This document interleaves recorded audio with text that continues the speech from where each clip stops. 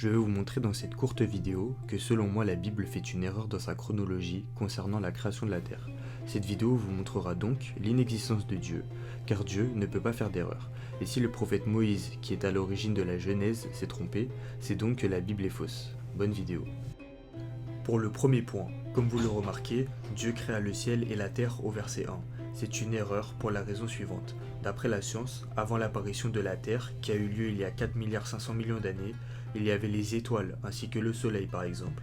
En effet, le faux prophète Moïse ne pouvait pas savoir à l'époque que le soleil lui s'est formé il y a 4,6 milliards d'années, donc avant la Terre.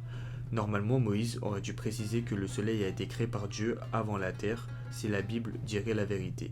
Il aurait aussi précisé que le soleil n'est pas apparu en même temps que la lune, alors que c'est expliqué comme ça au verset 14, 15 et 16. De plus, la lune quant à elle est apparue environ 60 millions d'années après la Terre, donc c'est impossible que Dieu les ait créés en même temps, ou même si Dieu les avait créés avec des millions d'années d'intervalle, pourquoi la Terre, en réalité, d'après la science, est apparue entre le Soleil et la Lune.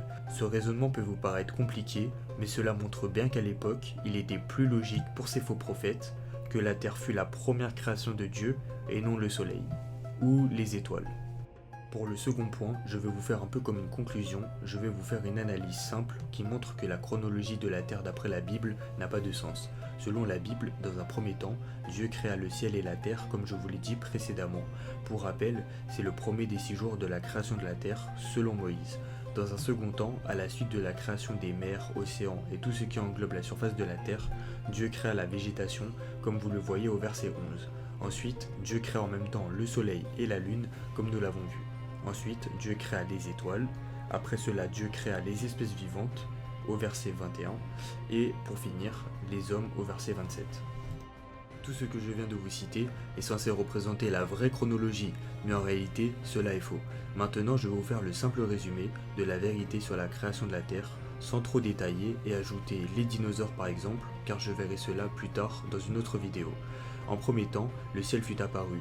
Comme la Bible nous l'a pas expliqué, les étoiles sont apparues et existaient bien avant la Terre, et ensuite c'est au tour du Soleil, et 100 millions d'années plus tard, c'est l'apparition de la Terre.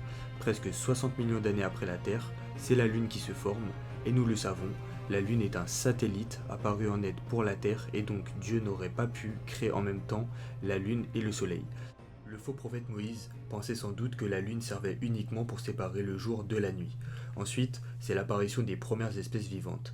Bizarrement, dans la Bible, il s'agit directement des espèces et non des premières cellules qui se sont développées ensuite pour devenir des espèces vivantes puis humaines, comme nous l'avons appris avec l'histoire évolutive du vivant. Pour finir, je vous pose une dernière question.